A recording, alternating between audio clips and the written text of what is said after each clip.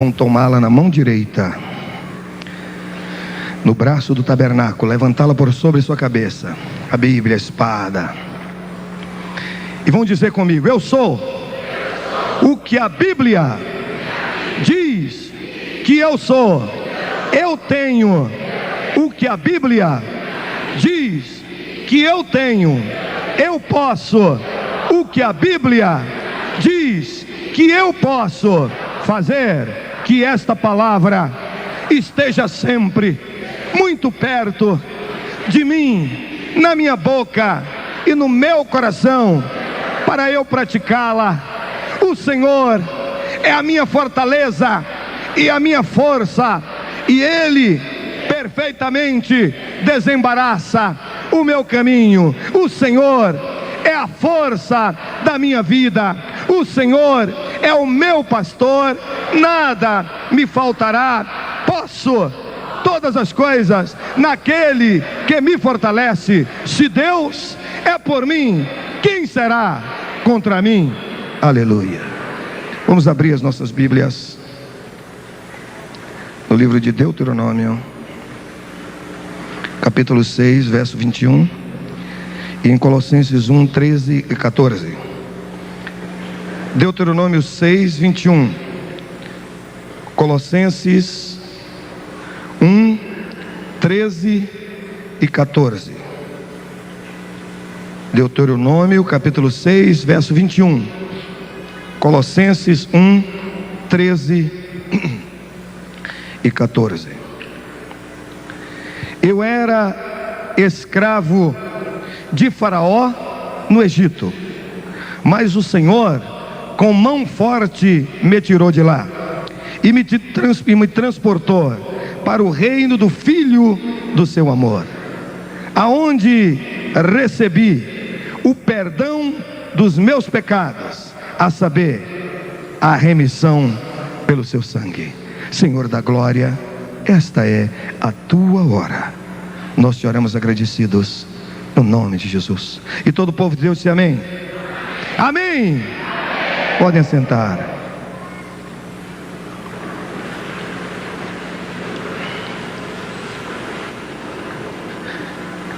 Eu era escravo do diabo. Eu nasci na cidade de Salvador, da Bahia, de uma família muito rica na minha terra, muito prestigiada e muito conhecida. E quando eu era muito pequeno, de muito tenra idade, algo na casa em que nós morávamos me chamava muito a atenção. Havia um salão muito amplo, muito grande, e dentro daquele salão existiam vários armários que iam do chão até o teto, e eles eram de Jacarandá da Bahia. E na frente tinha um vitrô de cristal da Boêmia, e ali dentro um sem número de livros, de obras raras, que foram trazidas da Europa pelos meus avós. E aquilo me atraía muito. Desde pequeno eu sempre chegava ali, começava a olhar aquilo, abria aquele armário com esforço muito grande, ia compulsando aquelas literaturas. E porque existia aquela grande biblioteca ali, e aqueles livros estavam ali, e aquilo me chamava a atenção, e eu ia lendo livro após livro, foi criando em mim um hábito de pesquisa, um hábito de ler. E cada vez que eu ia crescendo, eu ia alimentando no meu coração um desejo muito grande de ser um cientista. Eu queria ser respeitado na minha terra e no meu país, não pelo nome de família ou pelos bens materiais que a família dispunha, mas sobretudo pelo intelecto. Eu queria ser um homem muito preparado. Eu queria estudar nas melhores universidades do mundo, queria falar todas as línguas que pudessem, queria conhecer os 4 cantos do mundo. Este é o meu anelo, era o meu anseio, era o meu ideal. E eu fui crescendo dia após dia, os dias iam passando, e um certo dia, quando dei conta, eu já estava entrando no colégio militar. E depois de ter terminado o meu curso no colégio militar, eu fui para uma academia militar. E ali naquela academia militar, após 4 anos, eu fui declarado aspirante oficial nos idos de 1967. E naquele mesmo ano eu fui declarado aspirante em outubro. No mês de dezembro, por insistência de uma garota com quem eu namorava, que estava terminando o curso de medicina, eu ingressei na faculdade de Direito da Universidade Federal. E aí comecei a estudar, e fui crescendo, fui progredindo como soldado. Eu era muito vaidoso, eu gostava de ser militar. Geralmente os militares, eles usam uma farda onde os botões são dourados, os meus eram de ouro. Eu tinha um cinto que precisava ser burnido todo dia, quando todos os militares, mas o meu era de ouro, não precisava. E eu calçava um sapato de oleado para não precisar polir. Eu era muito orgulhoso e muito vaidoso por ser oficial. Era um grande sonho da minha vida. E os dias foram passando, e em 1973 eu fui promovido ao posto de capitão. E eu era um dos poucos capitães com 20 e poucos anos de idade que ostentava no meu peito esquerdo 3 medalhas, uma passadeira completa, e uma delas era de feitos heróicos. Mas neste mesmo ano de 1973 eu já estava me graduando no curso de Direito. E nós fizemos uma amizade muito grande naquela escola, desde o primeiro ano, nos idos de 67. Íamos reunindo, amealhando amigos de todas as unidades da nossa universidade. E fizemos um grupo composto de pessoas que estudavam medicina, estudavam farmácia, enfermagem, engenharia, nutrição, economia, administração. E aquele grupo se reunia quase que cotidianamente no restaurante universitário, e nós não permitíamos que outras pessoas entrassem naquele grupo. Era um grupo fechado. E nós discutíamos coisas que eram importantes para nós, principalmente aquilo que se dizia fenômenos extrasensoriais. Estudávamos a mente humana, aquelas coisas todas, e aquilo ia causando no coração da gente um desejo de aprender mais a respeito dessas coisas. E um dia, quando nós mesmos nos esperávamos, terminou o nosso curso universitário, e nós estávamos prestes a nos confrontar com a vida profissional. Então fizemos uma aliança. A partir de hoje nós vamos continuar nos reunindo em cada uma das nossas casas semanalmente, e não vamos permitir que ninguém faça parte do nosso grupo que não seja doutor, que não tenha um anel no dedo ou um diploma de nível universitário. Começamos com aquele pacto naquele 1973 e seguimos para a vida profissional. E quando nós recebemos o canudo, muitos dos nossos anelos, dos nossos desejos, dos nossos sonhos se desfizeram. Agora nós tínhamos um desejo muito grande, que era o desejo de ganhar dinheiro, e ganhar muito dinheiro como advogado. E montamos um escritório com 6 advogados trabalhando conosco, e começamos a trabalhar no fórum da nossa cidade, advogando para multinacionais. E eu costumava dizer que o fórum da minha terra era o maior magazine do norte e nordeste do Brasil, onde se comprava e se vendia todas as coisas. E ali estava eu, advogado, jovem, montado no Mercedes-Benz, dirigido por um motorista vestido a rigor, com roupa e com cap. Tinha um menino para carregar minha pasta, e eu, muito vaidoso e muito orgulhoso, entrava ali vestido de ternos ingleses ou italianos, gravata Hermès, camisa Lacoste, meia Doré, ia todo janota, todos os dias, para aquele fórum em busca de grandes somas de dinheiro. E nós estávamos trabalhando, e nós estávamos prosperando, as coisas estavam funcionando, o tráfico de influência era grande, e nós estávamos realmente satisfeitos. Mas eis que um certo dia, eu, que era uma pessoa eminentemente vaidosa e que não gostava de apertar a mão de ninguém, se alguém tinha que apertar a minha mão para fechar o negócio, eu queria chegar correndo no escritório em casa para lavar a mão, a depender do tipo de pessoa, passar um pouco de éter ou de álcool, né? Às vezes até detergente, alguma coisa, porque eu tinha nojo das pessoas. Eu olhava as pessoas como números, como meros volumes, que não tinha outro interesse a não ser faturar, ganhar dinheiro e traficar com aquelas influências. Mas um certo dia, eu ia saindo do fórum da minha terra, o fórum Rui Barbosa, e ali no portão principal, em frente ao fórum, na sua entrada principal, estava o nosso carro parado com o nosso motorista, e quando eu descia com aquele menino que carregava a minha pasta, eu vi um ex-companheiro de caserna, um ex-companheiro de quartel, e eu vi que ele me viu. E quando eu vi que ele me viu, eu quis dar uma de João sem braço. Eu quis abaixar-me e sair correndo para dentro do carro, e ele disse: não adianta correr, já te vi. E eu fui correndo, ele: já te vi, não. E veio na minha direção, e ele disse: que papelão, sujeito berrando aqui no meio da praça do fórum, o que é que há? E ele disse: eu gostaria que você fosse na minha casa hoje à noite. E eu era exímio mentiroso, e eu disse: eu não posso ir porque eu estou com compromisso hoje. Ele fez: mentira. E era mesmo.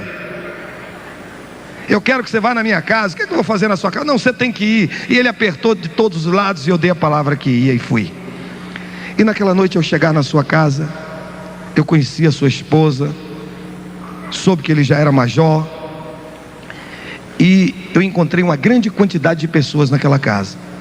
E aquela senhora, que era sua esposa, estava sentada num divã, assim no meio da casa, cercada por muitas pessoas, e era o alvo das atenções daquelas pessoas. Então, eu admiti por minha conta e risco próprios, de que era o aniversário daquela senhora. E eu fiquei triste com aquele major, porque ele não tinha me falado que era aniversário daquela senhora, porque eu passaria numa loja, compraria uma joia muito cara, e daria a ela na vista de todo mundo, para que ela dissesse: olha o que ele me deu. Eu era muito vaidoso, e eu não pude marcar aquele ponto de massagear o meu ego e a minha vaidade naquela noite.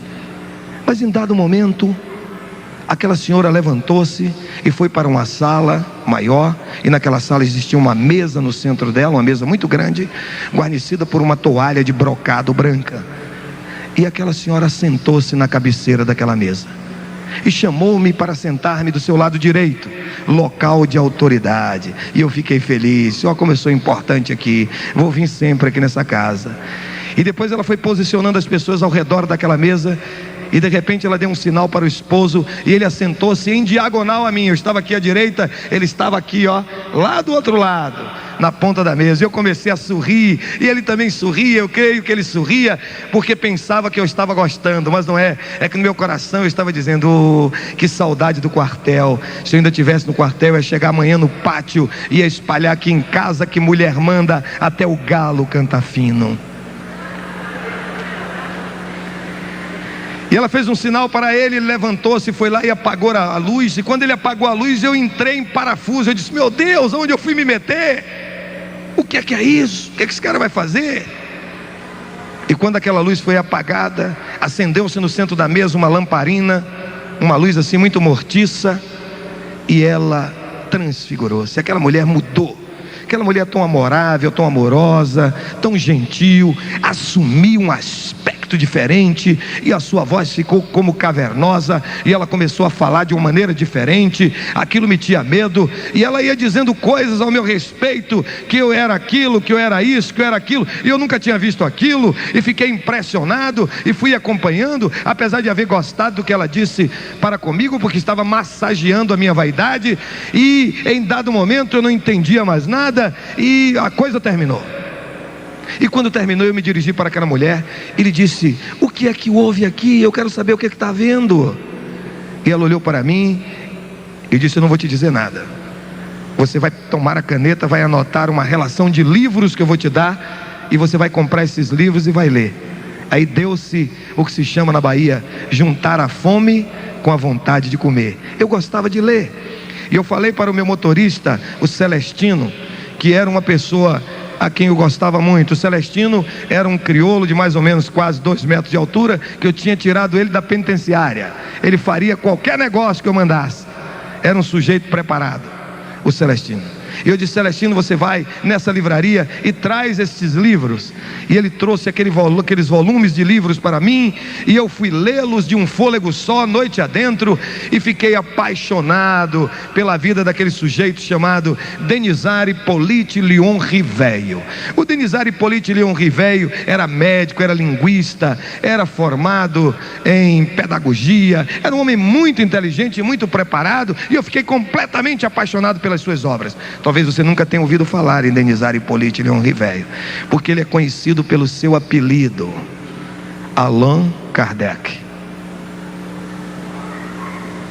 Eu apaixonei-me tanto pelas obras de Kardec, que eu saí da Bahia e fui para Paris, atrás de aprender mais sobre ele. E ali num sebo, numa livraria de livros usados, eu encontrei um livro escrito por ele quando voltara de Yverdun, onde havia estudado pedagogia aos pés de um dos maiores mestres dessa ciência, Pestalozzi, Le Contradiction.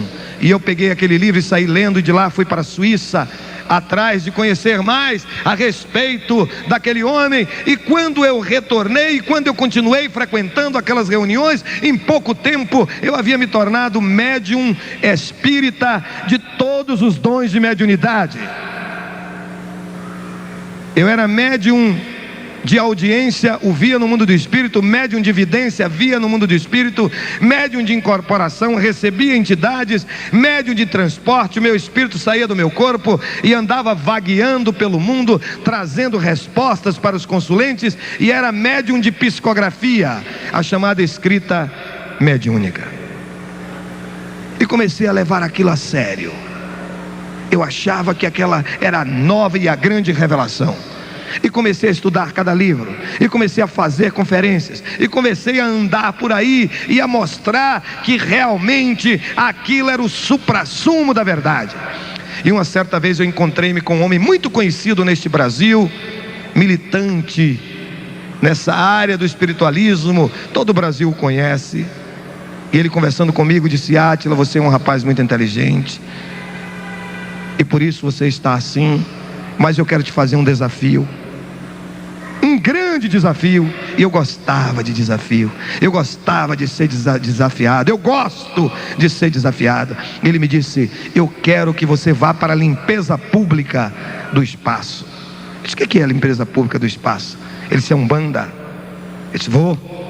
E com pouco tempo, além de médium espírita de todos os dons de mediunidade, tornei-me o grande terreiro de Umbanda.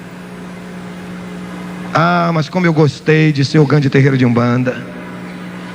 Que coisa boa para mim era o grande terreiro de Umbanda. Embora cada dia que passava eu me tornava um sujeito mais miserável, mais implacável, mais desgraçado, mais irascível, mais iracundo, odiando a tudo e a todos e a mim mesmo. Mas como a Umbanda para mim era boa, porque me dava as respostas imediatas. Muitas vezes nós estávamos pugnando numa causa que envolvia honorários de 2, 3 milhões de dólares, e nós queríamos receber aquilo, estavam ávidos de receber, e procurávamos corromper o advogado ex-adverso, e ele não topava a parada, e dizia que não tinha acordo, que não tinha jeito, e nós dizíamos: quinta-feira nós vamos resolver esse problema, e ele dizia: não tem dia na semana para resolver, e nós dizíamos: vamos resolver. E eu havia feito um pacto, uma aliança com alguém muito poderoso para mim, e ele era o chefe de tudo, e o nome dele é Satanás. E eu fiz uma aliança de sangue com ele. E quando chegava na quinta-feira eu dizia: Satanás, eu quero que você me faça um favor, e o que você pedir eu vou te dar. Ele dizia: o que é que você quer? Na meia-noite, naquela gira, naquele gongá, naquele canzoá, naquele terreiro, eu dizia: eu quero que você bata o carro de doutor fulano, vire o carro dele, coloque um infarte no coração de fulano de tal, faça com que o juiz doutor fulano, que não quer dar a sentença, a mulher traia ele, bote outro homem na cara dele e brigue dentro de casa com ele, faça um escândalo, e eu dou o que você quiser. E com 24, 48 horas no máximo, a coisa era realizada. E o que é que eu tinha que fazer? Eram coisas simples, apenas oferendas.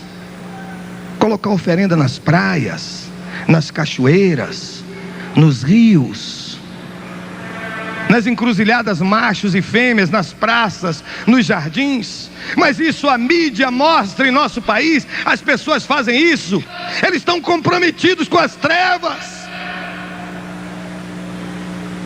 E quando você deseja matar alguém, a coisa tem que ser um pouco mais difícil. Você tem que ir ao cemitério, corromper o coveiro, abrir uma sepultura e comer a carne do defunto, para que Satanás te responda.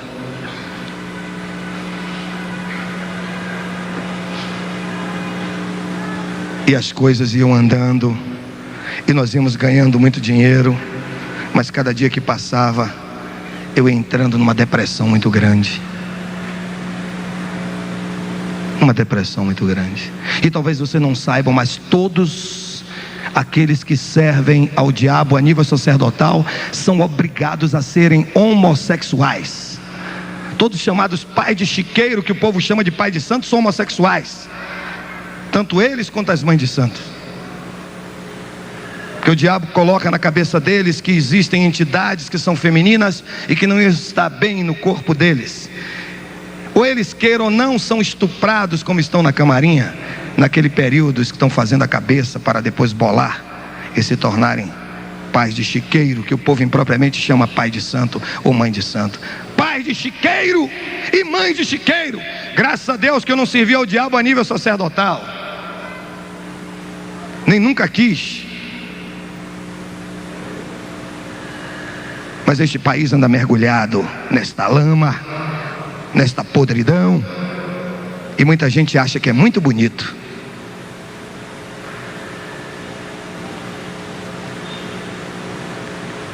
E cada dia que passava, eu entrava numa espiral.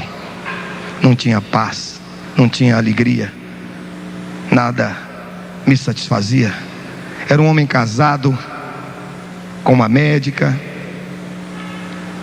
e nós tínhamos trocado algumas gentilezas em casa, e eu lhe disse: se você quiser ficar dentro desta casa, quando nós cruzarmos pelo corredor, não toque em mim, porque eu tenho nojo, eu tenho asco de você. E nós vivíamos juntos apenas para manter as aparências, porque eu precisava muito dela, porque eu era um sujeito prostituto, cheio de amantes, muitas das quais eu tinha dado carro, apartamento e dinheiro. E eu precisava daquela mulher, minha esposa, junto de mim, para nas festas conseguir a graça de mulheres de outras pessoas.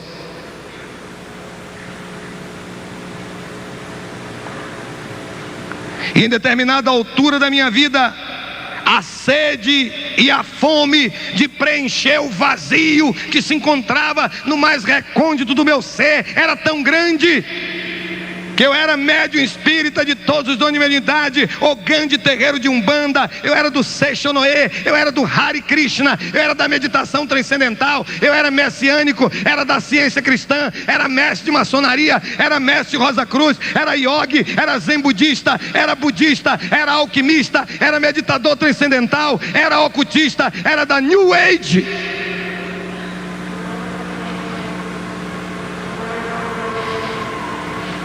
E cada dia que passava, as coisas iam ficando pior. Não tinha paz, não tinha alegria, não tinha satisfação, não tinha contentamento. Era um rebutalho, era um trapo, era um homem perigoso, porque era um homem insólito e sozinho. E homens sozinhos tendem a suicidar-se. Um certo dia, porém, eu estava naquele canzoar, naquele gongá, naquela gira, esperando da meia-noite, a hora que aquele meu amigo chegava para falar comigo e atender os meus pedidos. E em dado momento eu vi uma voz que dizia: aí não é o meu lugar. E aquele terreiro que nós tínhamos construindo, desviando dinheiros e recursos de grandes empresas, e só entrava doutor. Ali tinha um ogã do meu lado que era diretor financeiro de uma das maiores construtoras desse país. E olhei para ele e disse assim: eu ouvi uma voz. Senhora, aqui nós ouvimos vozes. É claro, se você vê um sujeito analfabruto, que não sabe nem ler nem escrever, não tem nenhum nível de escolaridade, e ele consegue saber e falar até nagô e dizer todas aquelas coisas e descrever cada uma daquelas entidades. Nós éramos doutores, eu sabia todos os pontos riscados, conhecia as expressões vocais de cada uma daquelas entidades, sabia quem era pela batida, pela voz, pela maneira de se apresentar. Eu sabia tudo aquilo, mas nunca tinha ouvido uma voz daquela maneira. Era uma voz diferente. Eu estava acostumado a uma voz de ódio, de imposição, ou você faz, ou eu te mato, ou você faz, eu te arrebento, ou você faz, ou vai ter que acontecer. Você não pode ir a um aniversário, você não pode ir a tal casamento, você não pode comer isso, você não pode vestir tal roupa, você não pode sair tal dia. Eu era um escravo do diabo. E aquela voz é uma voz diferente. Era uma voz doce, uma voz melíflua, uma voz que dizia: aí não é o meu lugar. Eu fiquei esperando aquilo. Meia hora depois eu ouvi a mesma voz, o mesmo som, a mesma tonalidade, o mesmo timbre, e me dizia: eu sou o Senhor, aí não é o meu lugar. E naquele dia eu disse: nunca mais eu vou voltar neste terreiro. Conferenciei com meu amigo que estava ali do meu lado. Falei: você está louco? Eu digo: tô, nunca mais eu volto aqui. E saí correndo dali em busca do nosso carro. E quando eu cheguei naquele carro, que abri aquela porta, que posicionei-me no volante, eu tive a sensação de que alguém entrara e que se assentara no banco de carona. E eu fiquei intrigado, porque eu era médium, também vidente. Eu via todas as coisas no mundo do espírito, e eu não estava podendo ver quem estava do meu lado. E eu saí em desabalada carreira, e apoderou-se de mim naquela noite um desejo irresistível de morrer. Eu queria me arrebentar, eu queria explodir, eu queria quebrar-me ao meio. E saía naquela madrugada em alta velocidade, cerca de 70 quilômetros, para chegar na minha casa. E eu ia em velocidade, e quando chegava na curva, entrava na contramão, e só pensava: vai aparecer uma grande carreta e eu vou explodir em cima dela, ou um ônibus, ou qualquer coisa. E não aparecia. E quando chegava no despenhadeiro, eu jogava para cima, algo me livrava, aquela sensação terrível de alguém, aquele calor, aquela coisa crespa do meu lado. E eu ia correndo e correndo, e quando dei por mim, estava chegando na minha casa. E nós entramos ali. Eu parei o carro e olhei para aquele edifício. Eu, que era muito vaidoso, eu gostava, coisa que mais eu gostava de fazer era cadastro de banco, para levar aquele monte de títulos para o banco. E chegava ali, a mulher me perguntava seu endereço: Rua Florianópolis, edifício Porto Príncipe, 4º andar. E ela dizia o número do apartamento. Eu disse: animal, é o andar todo. A vaidade. Às vezes conhecia pessoas assim que eu nunca tinha visto dentro do fórum, colegas que vinham de Porto Seguro para Salvador defender alguns recursos. Eu dizia: como é que você vai? Eu dizia: eu não sei, não sei nem como é que eu vou, eu estou aqui preocupado. Você vai no meu avião? Para dizer que tinha avião. Às vezes convidava as pessoas para ir conhecer ele em Itaparica. Você vai na minha lancha? Para dizer que tinha lancha. Vai na minha fazenda? Vai chupar um cacau lá no sul da Bahia? Para dizer que tinha fazenda. Era uma vaidade terrível, doentia, mórbida. Eu aproximar-me naquela noite do nosso apartamento. Eu saltei, fui para o elevador do prédio. Aquela sensação de que algo estava do meu lado, me seguindo. E eu pulei dentro do apartamento para ver se aquilo se desviava, mas também entrou comigo. Pulei dentro do elevador e foi subindo comigo. E quando eu cheguei em casa, empurrei a chave, bati a porta, mas entrou comigo e eu não podia ver. Eu fui para o meu quarto. Era obrigado a fazer uma prece. Eu não sabia porquê, mas era uma prece mecânica, eu tinha que fazer. Eu sentei-me ali, vesti o meu pijama, estava à beira da cama e comecei a fazer aquela prece. E quando eu olhei para a porta do meu quarto, eu vi quem estava me seguindo naquela noite. Era o meu amigo Satanás, o príncipe das trevas. E ele me disse: se você sair de qualquer dessas minhas obras, dos meus trabalhos, eu vou te matar. Eu vou destruir a sua mulher e sua filha. Eu tinha uma filha, Andréa, minha filha mais velha. Eu disse: Satã, vamos fazer um acordo. Ele disse: o que é que você quer?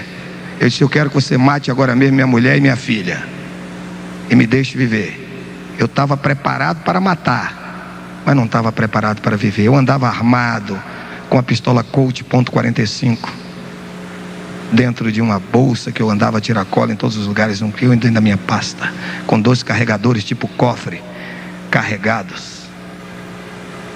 Mas eu não estava preparado para morrer. E naquele momento que ele me disse que ia me matar, eu entrei em parafuso. Parafuso é uma linguagem de aviação que quando você vai voando em equipamento e ele perde a velocidade de sustentação, ele estola, ele pende para o lugar mais pesado e começa a rodar, e você se esborracha no chão. E dito e certo, eu entrei em parafuso e caí esparramado no chão. Eu estava com medo, eu estava perplexo, eu estava atônito, eu não estava preparado para morrer. Então eu fiz o que qualquer homem valente e corajoso faz nesses momentos: botei a boca no mundo, comecei a gritar. E eu gritava, e gritava, e gritava, e gritava, e gritava. E quando eu estava no auge daqueles berros, eu senti que uma mão pousava no meu ombro por trás de mim e me dizia: diga Jesus. Imagine, onde é que você já viu algum espírita do alto espiritismo, do chamado espiritismo científico, chamar o nome de Jesus? Eu sabia que Jesus era um médium, um homem de Nazaré, um médium que recebeu por incorporação um Cristo planetário, e que algum dia, depois de muitas reencarnações, eu também seria um Cristo planetário, um avatar, um espírito angélico, porque eu ia gritar por Jesus, gritar por Deus. Eu sabia que Deus não existia. Todo o povo do alto espiritismo sabe que Deus não existe, que existe um conselho de espíritos angélicos que dirigem a orquestração universal. Por que eu ia chamar por Deus? E era difícil para mim chamar por Jesus. Judeu, filho de judeu, chamando o nome de Jesus. Eu sabia que Jesus não era o Hamashia, que Jesus não era o Shiloé, ele não era o enviado. De que maneira eu podia chamá-lo? Mas eu estava com medo, eu estava perplexo. E quando uma pessoa está com medo, ela não raciocina. Se mandasse chamar José, eu chamaria José. Antônio, eu chamaria Antônio. Miguel, eu gritaria Miguel. Eu estava em pânico. E um homem com medo, ele sobe num pé de mandacaru.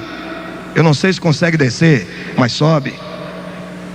Eu me lembro quando era menino na fazenda, eu com medo de uma vaca que tinha acabado de dar luz a um bezerrinho, e ela gostou de minha cara e queria me fazer carícias e correu atrás de mim, e eu saí numa velocidade tremenda e pulei uma cerca de 7 fios de arame farpado, não sei como.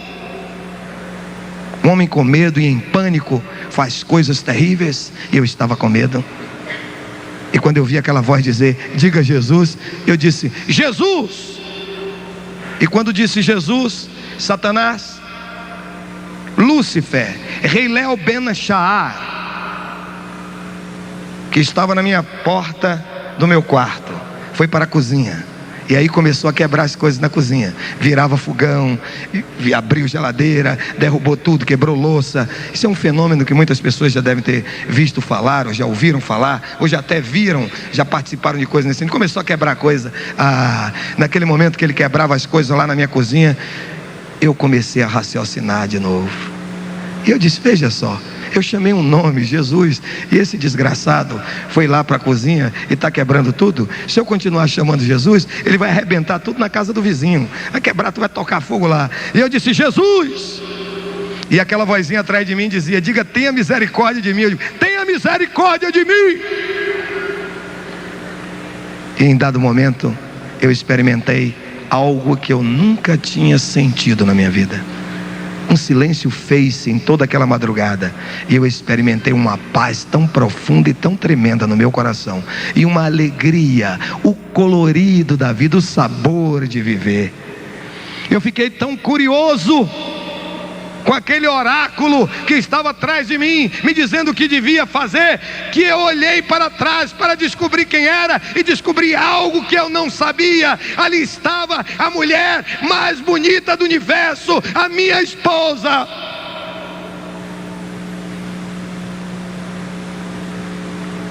Aquela pequena mulher de 1,50 m de altura tinha colocado o seu rosto no chão, a sua cara no pó, e disse: Deus, se você libertar o meu marido das garras de Satã, todas as quartas-feiras nós vamos te fazer um culto até a morte.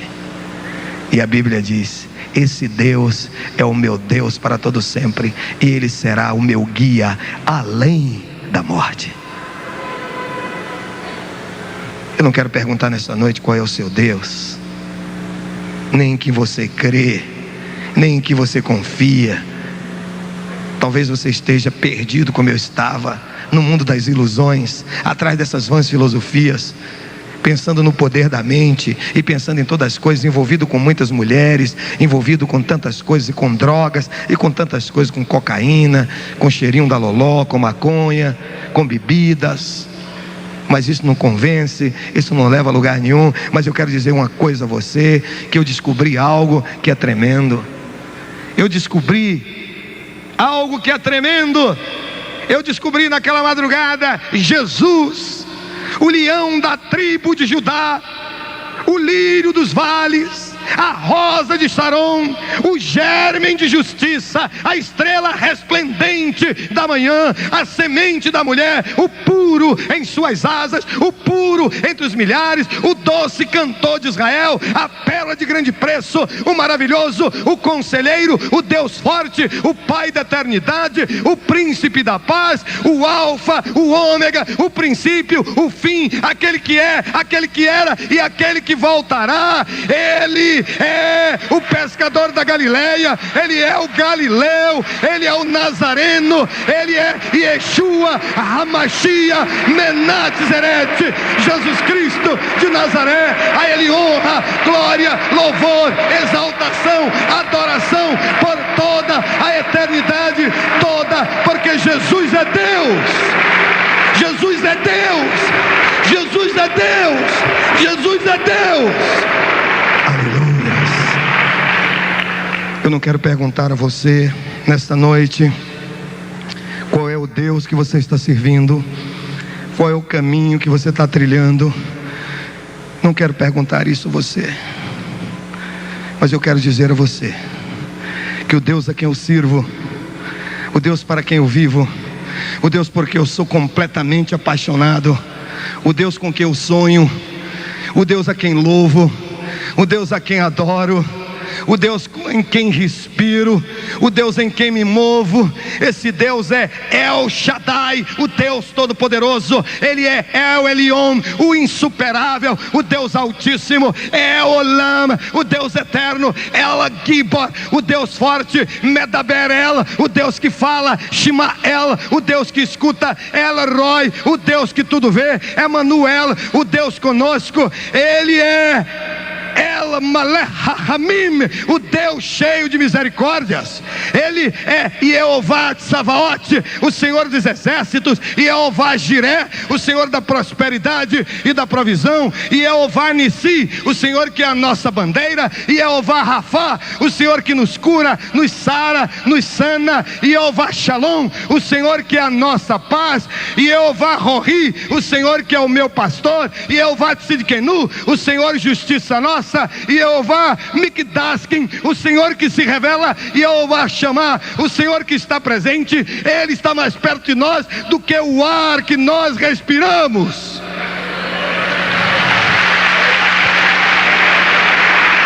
Aleluia.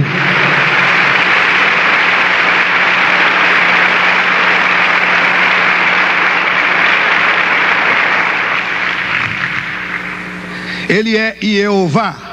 Jeová em hebraico significa o autoexistente, que se revela, aquele que faz as coisas acontecer. Ele é o Deus que vivifica os mortos, que chama à existência coisas que não existem. Ele é o único Deus verdadeiramente existente. A Ele, ao Senhor, honra, glória, louvor, exaltação, adoração por toda a eternidade toda, porque só Ele é digno de receber a honra, a glória, a força e o poder. Ao Rei eterno, imortal, invisível, mas real, a Ele ministramos o louvor.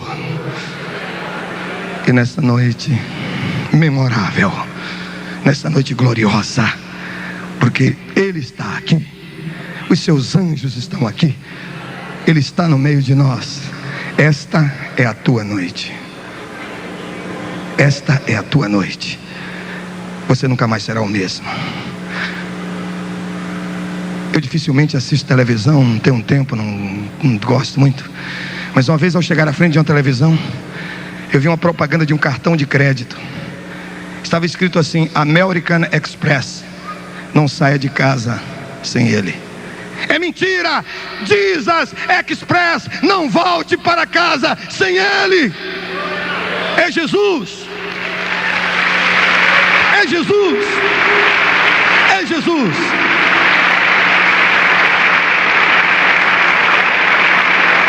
E nesta noite, é a tua noite. É a tua noite. E agora posso dizer como Paulo: nem a morte, nem a vida, nem a profundidade, nem a altura, nem coisa alguma deste mundo me pode afastar do amor de Deus que está em Cristo Jesus.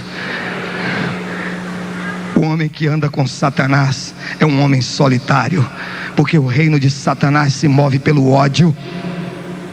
Mas aquele que ama com Jesus, anda com Jesus, está acompanhado para sempre. Eis que eu estou convosco todos os dias, até a consumação dos séculos. O homem que não tem Jesus é como um bêbado montado a cavalo, pende para frente e para trás, para um lado e para o outro, não tem norte, não tem segurança, não tem direção, não tem estabilidade, não tem nada. O homem que não tem Jesus é alguém cheio de vazio.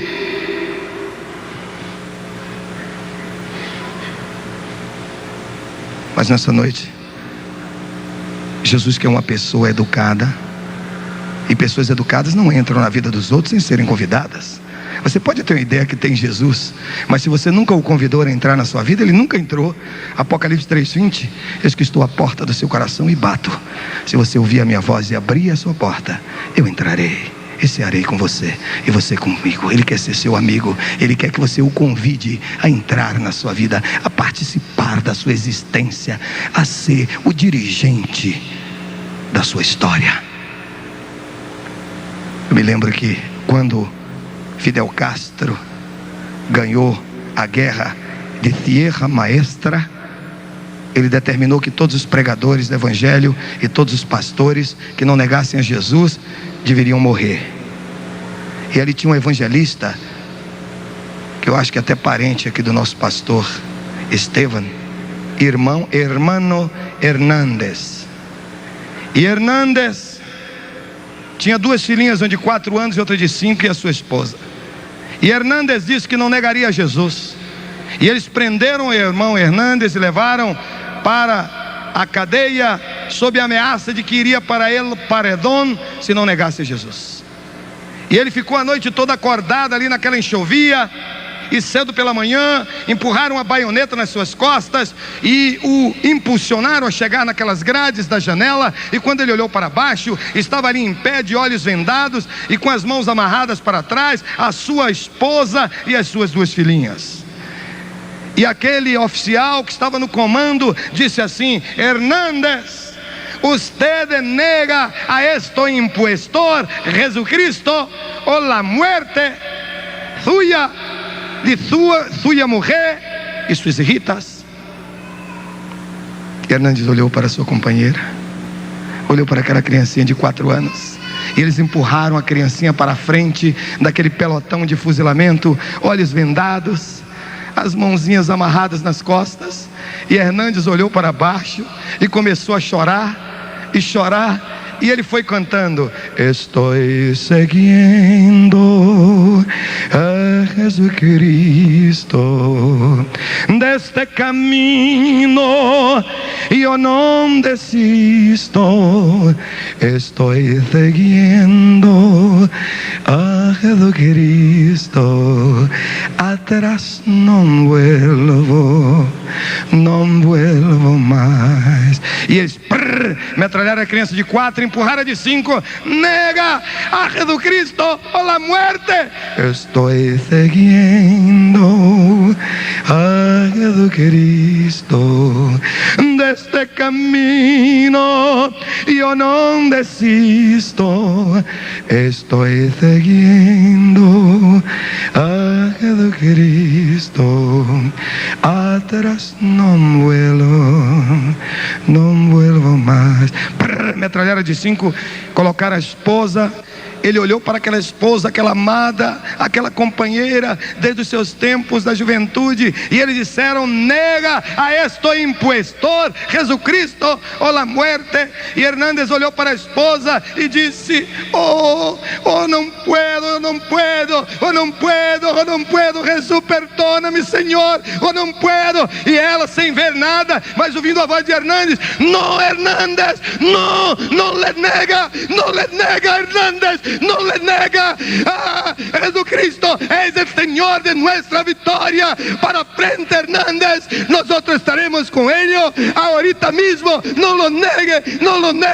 Estoy seguindo a Jesus Cristo deste caminho. Toda a igreja: eu não desisto, estou seguindo a Jesus Cristo, atrás não volto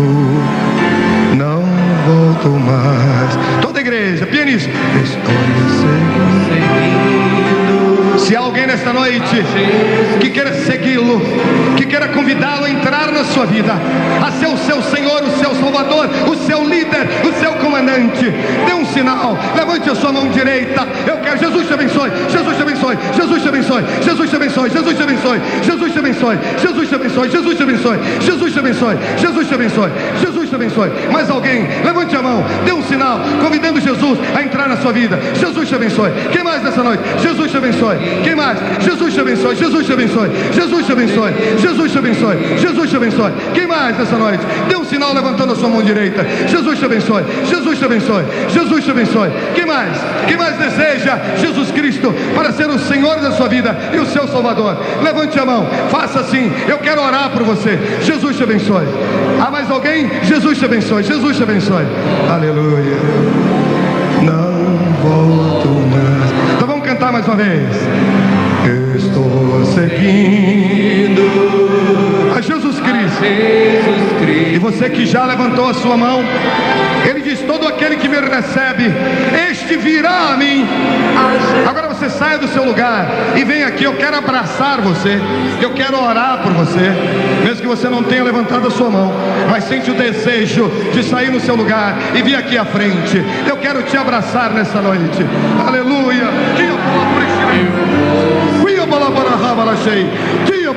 Venha rápido, venha rápido. É Jesus, é Jesus. A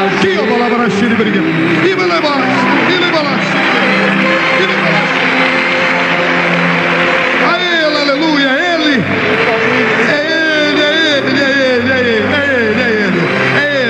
É Jesus, é Jesus, é Jesus, é Jesus. Mesmo que você não tenha levantado a mão, mas sente o desejo de vir para Jesus, venha rápido. Fica aqui, eu quero orar por você. Fique aqui, venha para Jesus. Venha, eu quero abraçá-lo, quero orar por você. Jesus te abençoe, Jesus te abençoe. Pode vir mesmo que não tenha levantado a mão. Este é o momento. A igreja está orando em línguas. Nós estamos saqueando os infernos e povoando os céus. Aleluia. Venha para Jesus como você estiver. Se estiver drogado, homossexualizado, estiver perdido, desesperado, venha. Jesus é a fonte inesgotável de felicidade.